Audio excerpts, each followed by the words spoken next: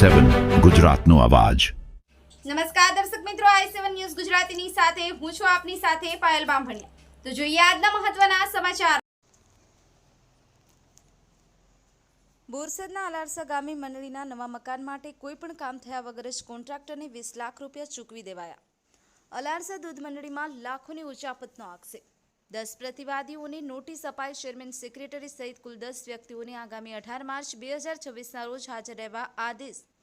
બોરસદ તારીખ 3 બોરસદ તાલુકાની અલારસા દૂધ ઉત્પાદક સહકારી મંડળીમાં વહીવટી ગેરરીતિ અને નાણાકીય ઉચાપત થઈ હોવાના ગંભીર આક્ષેપો।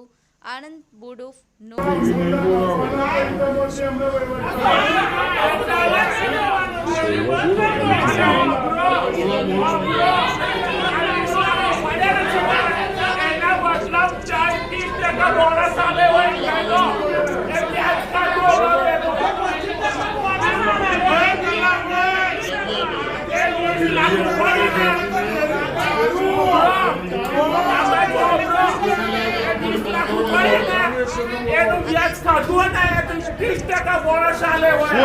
વાત તમારી સાચી વાત છે।